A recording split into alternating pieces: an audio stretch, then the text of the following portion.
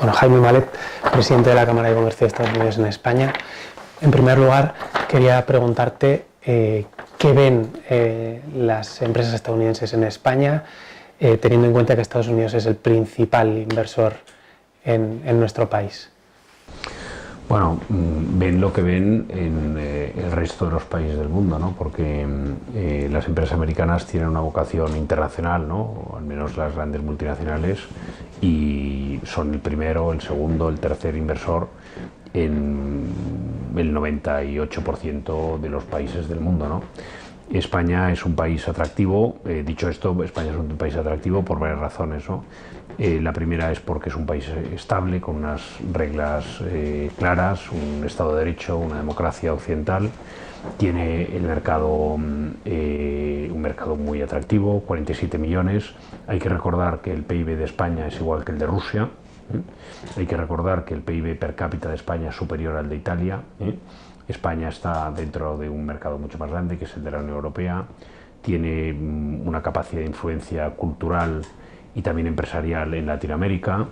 Tiene mucha capacidad de influencia en una parte del Mediterráneo, en la ribera del Magreb y una parte importante del Mediterráneo. Bueno, es un país que tiene unas capacidades también de directivos muy importantes. En general, todo conjuntamente suponen un país atractivo para atraer inversión y para atraer talento, ¿no? Lo cual no significa que no haya que hacer más esfuerzo, porque en España hay pues unas 1000 compañías, de las cuales 500 o 600 tienen presencia real. En otros países hay muchísimas más, en Inglaterra, en Irlanda, en Francia, en Alemania, hay cientos y cientos de más compañías. ¿Cuál es el freno, en tu opinión, para que eso no ocurra? Bueno, el freno es el mismo de siempre, ¿no? España tiene muy buena base en muchas cosas, pero siempre a los españoles siempre nos falta el marketing, ¿no? No tenemos grandes capacidades de venta, ¿no? Hemos sabido vender el país como un hub para hacer negocios en el mundo. No hemos sabido vender suficientemente, sí que lo hemos sabido vender, pero no suficientemente, el atractivo que tiene un país como este para muchas cosas, ¿no? ¿Y tiene que ver también con la regulación? Bueno, que haya muchísimo, o sea, el país tiene muchos problemas, ¿no? Tiene un sistema piramidal, ¿no? Donde hay una parte que trabaja, muchísimo desempleado, como es bien sabido, mucho jubilado a punto de jubilarse, poca juventud, tiene luego una deuda pública y privada enorme, y luego tiene pues problemas, tiene que mejorar su educación, tiene un exceso de regulación, que es lo que me preguntabas, brutal. Bueno, tiene muchos problemas que no son diferentes, y esto es importante, a los problemas que pueden tener otros países occidentales que de alguna forma compiten con nosotros a la hora de atraer inversión o exportar sus bienes y servicios, ¿no? Como Francia, Italia, Inglaterra o Alemania, ¿no? Pero bueno, en España hay una buena base y se puede trabajar para mejorar todos esos temas, ¿no? ¿Cuáles son los sectores en los que esa colaboración es más intensa y en cuáles se debería mejorar o se podría mejorar? Ni España ni Estados Unidos son países unipolares, ¿no? Es decir, en España hay empresas, hay un tejido productivo industrial, agrícola, de servicios, potente y diversificado, y en Estados Unidos pues todavía más, ¿no? Yo creo que todos los sectores funcionan. Hay mucha empresa americana con una base fabril en España muy importante. Lo que aporta las empresas industriales, las grandes fabricantes, desde las empresas automovilísticas hasta otras muchas que hacen piezas y hacen otro tipo producen otro tipo de bienes y servicios muy importante.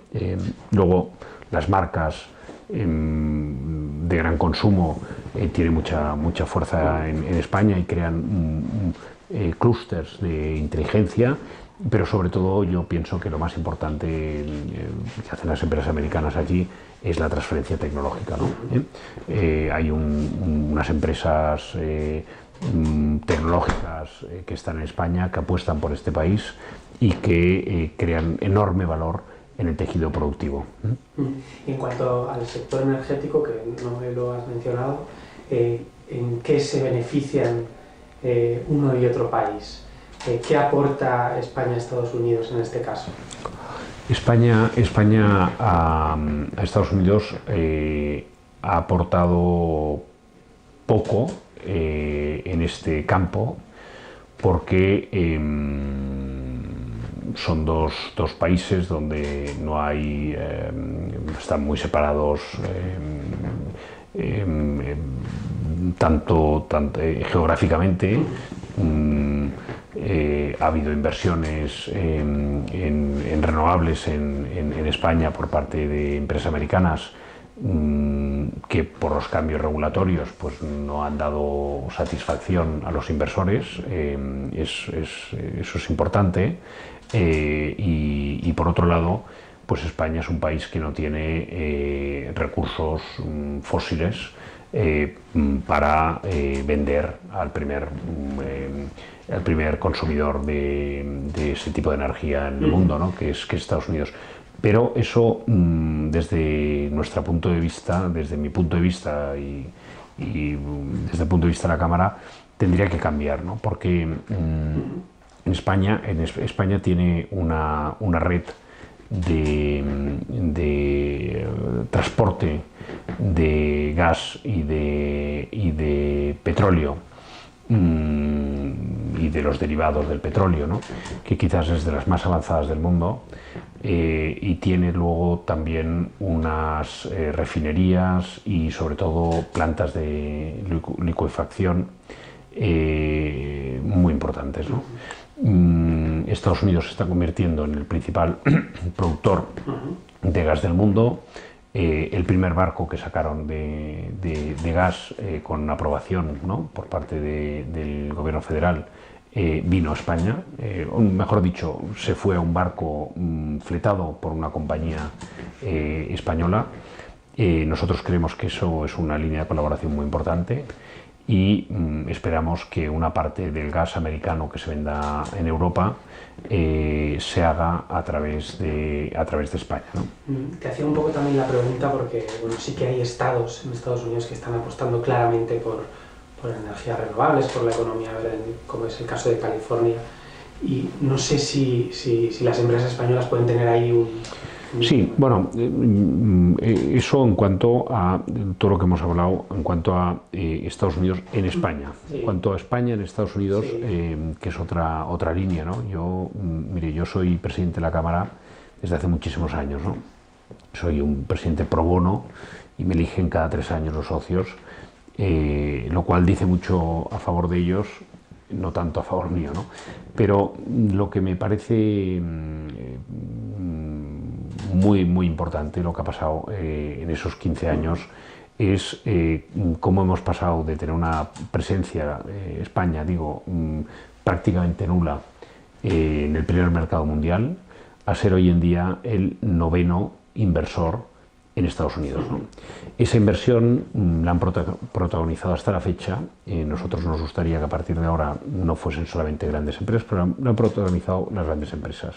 ¿De qué sectores? Banca, construcción y energía. Entonces, en energía, socios nuestros, en Oil and Gas, tienen una fuerza muy grande. Socios nuestros en energías renovables, socios españoles nuestros, tienen una fuerza muy grande. Socios nuestros en Oil and Gas, en distribución, tienen una fuerza muy grande. Y bueno, hay muchísimos planes, muchísimas empresas españolas que están allí enfocadas y que lo están haciendo francamente muy bien, y esperemos que esto siga por tiempos, ¿no? Y luego vemos una oportunidad enorme para la colaboración entre empresas americanas y españolas en algunas partes del mundo, ¿no? Por supuesto, estoy pensando en el Mediterráneo, estoy pensando quizás en Europa, sobre todo ahora que vamos a tener un Brexit, pero sobre todo estoy pensando en Latinoamérica, donde España y Estados Unidos comparten el primero, segundo o tercer puesto como inversores en sectores que normalmente no se pisan y donde su competidor, que juega con reglas muy diferentes, y eso es muy importante remarcarlo, está compitiendo en sus dos áreas de actividad con reglas, digámoslo así, diferentes, ¿no? Entonces yo veo allí que una posibilidad de cooperación entre las empresas españolas y estadounidenses que de alguna forma podría generar muchísima estabilidad y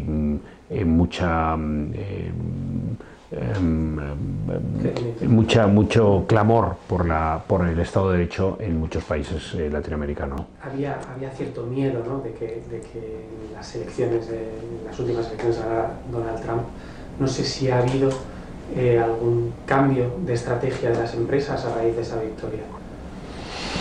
Bueno, yo veo que el mundo empresarial americano es muy difícil poderlo resumir, ¿no? O buscar arquetipos, ¿no? No tiene nada que ver en un país tan importante que es un continente, el tercer país más habitado de la Tierra y el 24% del PIB, pues hay empresas para todos, ¿no?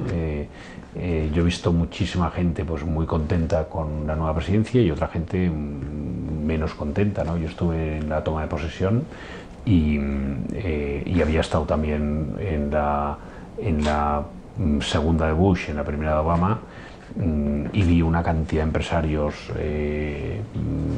acompañando al presidente que no había visto en anteriores, ¿no? Bueno, hay que pensar que Estados Unidos es muy amplio, que algunas empresas están a favor, otras están en contra.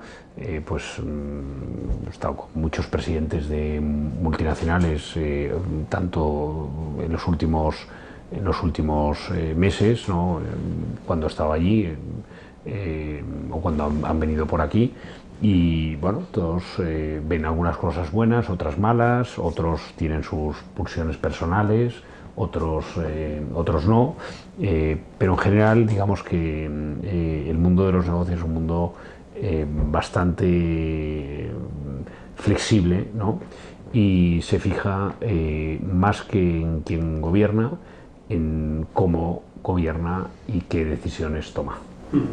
Y por último quería preguntarte por Cataluña, eres catalán, sí. La propia Cámara tiene su sede allí, se fundó hace 100 años allí.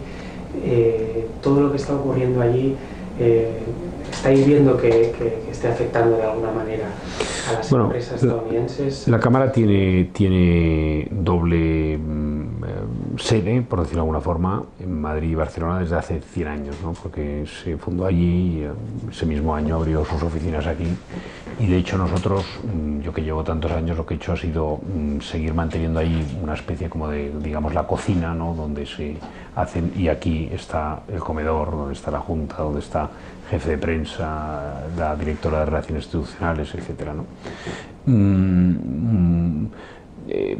El hecho de tener esa visión doble, ¿no?, y el hecho de tener totalmente prohibido, ¿no?, recibir un solo euro del erario público y de ser una entidad con gente magnífica en mi junta de directiva y empresarios de verdad y directivos de primera, pues nos ha permitido ser muy claros desde el día 1, ¿no?, que yo creo que hay pocas entidades que lo hayan hecho, ¿no? Y hemos estado diciendo que esto no era un tema político, que esto era un tema de gran riesgo empresarial, ¿no?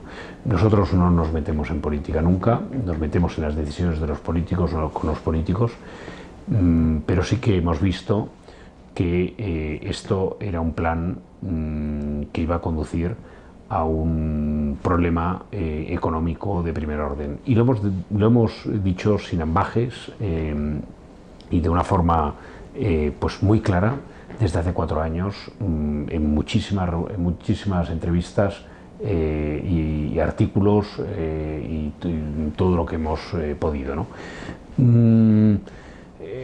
¿Qué es lo que vemos? Pues vemos que en 2 semanas Cataluña ha perdido una parte muy importante de lo que ha ganado en los últimos 100 años, ¿no? Si lo vemos en los términos de la propia Cámara, ¿no? Que el esfuerzo de muchísimas generaciones se ha ido, y yo me temo y me da mucha pena para no volver, ¿no?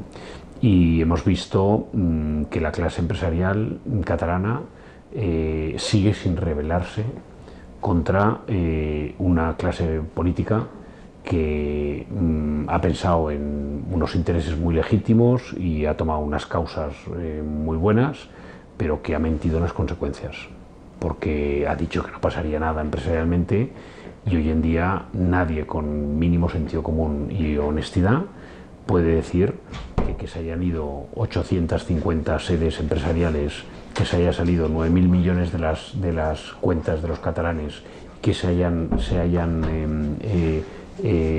parado tantísimos planes de inversión como todos sabemos que está pasando hoy en día en Cataluña. El 50% de las reservas hoteleras. Nadie puede decir que esto es pura política y no tiene nada que ver con la economía. Eso no es honesto intelectualmente. Entonces, bueno, yo estoy preocupadísimo. No sé bien cuál va a ser el final de esta deriva. No tengo la bola de cristal, pero me temo que hay gente en Cataluña que piensa que cuanto peor, mejor. Y si la sociedad catalana no reacciona a ese cuanto peor, mejor, vamos a estar en una situación terrible, mucho peor de la que tenemos ahora, en las próximas semanas, meses o, Dios quiera que no, años. Entonces... No, yo no soy pesimista, yo soy siempre optimista, pero si no se hace nada, pues lo que está claro es que el business as habitual no sirve para nada. Y no me estoy refiriendo a lo que tienen que hacer los políticos, sino a lo que tienen que hacer los empresarios, lo que tienen que hacer las patronales, lo que tienen que hacer sobre todo los sindicatos, que no pueden estar apoyando a gente que va a dejar un territorio tan rico y tan bueno, donde no hay nadie que se muera de hambre, hecho un páramo, ¿no? Yo creo que es muy importante que se movilice la sociedad y le pida a los políticos de cualquier signo estabilidad, respeto a las leyes, convivencia y mucha tranquilidad. Muy bien, pues gracias. No sé si tú tienes algo más que añadir. No, ya está. Perfecto, pues muchísimas gracias.